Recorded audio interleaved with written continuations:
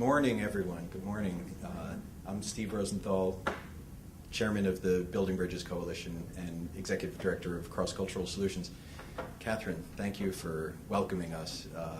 I feel like Catherine needs an introduction of her own just to welcome us. Her legacy in the Building Bridges Coalition and in our field is really extraordinary. When we first formed around a meeting table at Brookings 5, 6, 7 years ago, I've lost track, but there were many sectors engaged, corporate, volunteer sending. University was one of the most important, and Catherine stepped forward and founded the Campus Engagement Group, which has been an extraordinarily effective and productive initiative of the Building Bridges Coalition. Today it's chaired by Eric Lynn from Duke Engage at Duke. And these two are just, we're fortunate to have them here with us. And I want to thank American University and Dean Goodman, who's been so gracious and so supportive when we first spoke, and he literally threw the doors open and said, "Come on in, it's all yours." I had an inkling that perhaps he had an international experience that moved him powerfully in his past, and I asked that of him, and sure enough, he's one of us, as we might say. So again, just testament to the power of the international experience and how connected we are.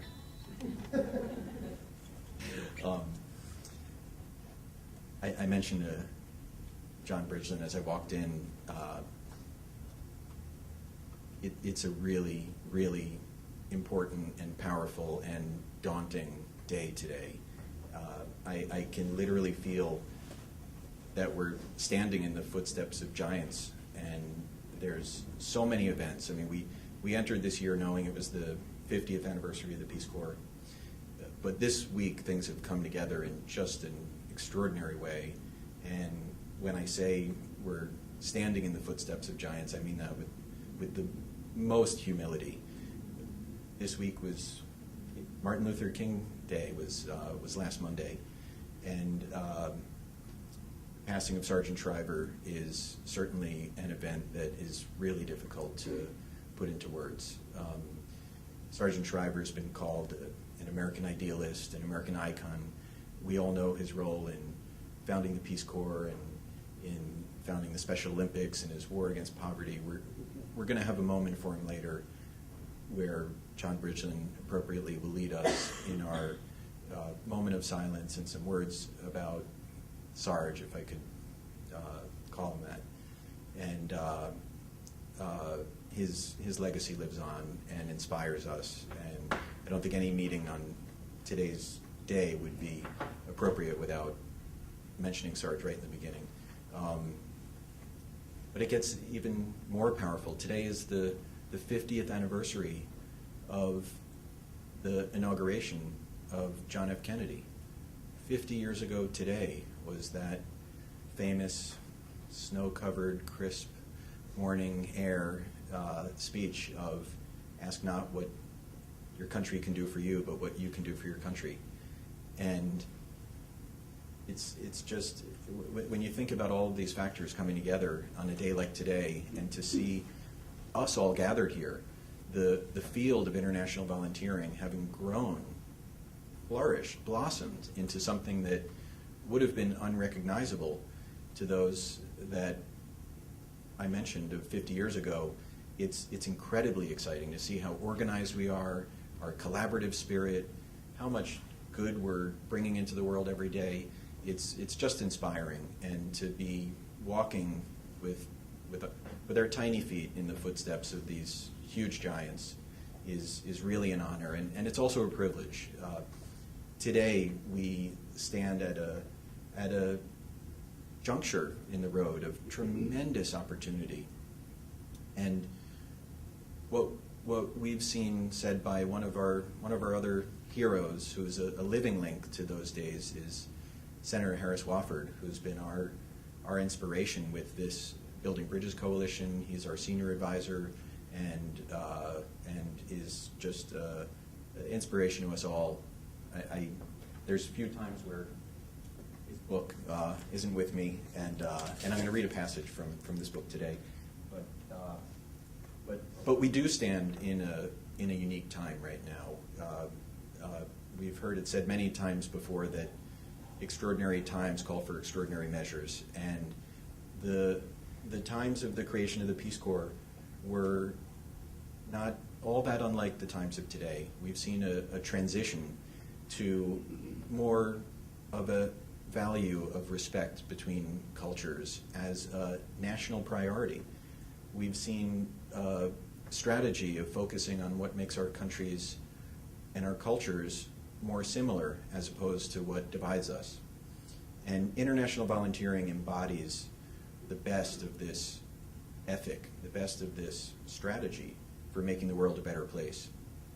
We're very fortunate that today we're seeing the introduction of potential legislation that may prove to be the most exciting legislation since the creation of the Peace Corps, and that's Service World. This is the Act 2 of Service Nation, if I can characterize it that way, and encompasses such important things as doubling the Peace Corps, improving, or I should say expanding Volunteers for Prosperity, creating a global service fellowship which will enable over 10,000 people to serve overseas, establishing a social innovation fund for international volunteering, and so many more things. And this is a time where there's two quotes that come to mind. One is the famous Margaret Mead, never doubt that a small number of people can change the world. In fact, it's the only thing that ever does. Took some liberties with the exact wording. And an email I just saw yesterday go out in memory of Sergeant Shriver, a quote from President Truman, who said, "The president is not the most important post in our democracy, it's citizen that's the most important post." And this is where we stand today. The Service World legislation, and we'll be hearing much more about it today, but that's one of the big reasons why we're here today. This is essentially a day to recognize American University's role in the founding of the Peace Corps, and we'll talk much more about that, as well as a workshop to talk about the big launch of the Service World petition drive. And literally the power to change the future of our nation's policy, of our world, lies with a small number of people. Each of you, those of us in this room, the constituents that we have in our organization's reach. And it's literally as simple as taking the torch that has been lit by so many before us and carrying it forward with, in many cases, what may be simply forwarding an email to your massive database, or engaging with the Building Bridges Coalition's media work group or the advocacy work group. So there is an opportunity here for individuals to take individual action and create extraordinary results. And I don't want that to be lost upon this moment. I mentioned that this is a day to commemorate American University's role in the creation of the Peace Corps, and the events of 50 years ago are just extraordinary, as we've seen throughout this year, and many more events are to come. The events at the University of Michigan and the National Peace Corps Association is doing such a good job of keeping us in tune, and the Peace Corps as well, with these historic events. But one of them is the event that happened at American University, where the reminder of a campaign promise was echoed strongly in what was to be noted as one of the important events in the Peace Corps actually being formed. So we're in a very important location today, and American University deserves a tremendous amount of recognition. We're very proud to have our link to the University of Michigan. I believe the exhibition is here. Yeah, it was supposed to be right there, and wouldn't stay on the wall. Okay. So it's not. It'll be displayed at the library in the next few days. Great. So there's an extraordinary exhibit about the founding days of the Peace Corps that the University of Michigan was kind enough to share with us by shipping to us for this event, and we're proud to display that.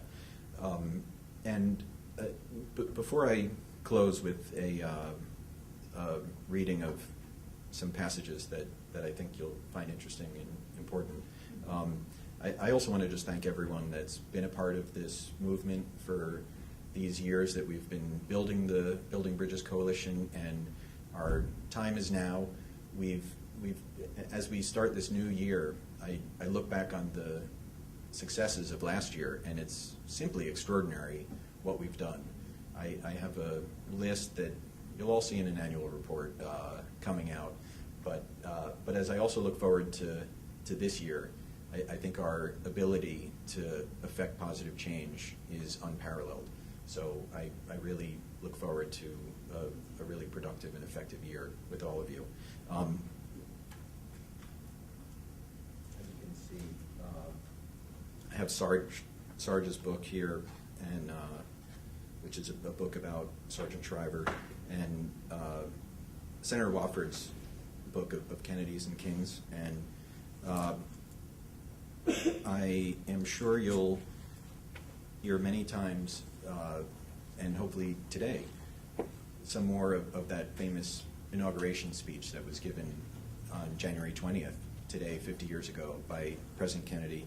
I thought it would be interesting to share Senator Wofford recounting that inauguration morning, and to share with you something that I think is very appropriate to this meeting. Senator Wofford says, "The next day, on the steps of the Capitol, framed by the sunlit snow and blue sky, John Fitzgerald Kennedy, in strong voice, sent the word forth," and he quotes, "that the torch has been passed to a new generation of Americans, born in this century, tempered by war, disciplined by a hard and bitter peace, proud of our ancient heritage, and unwilling to witness or permit the slow undoing of those human rights to which this nation has always been committed and to which we are committed today, at home and around the world." He goes on to say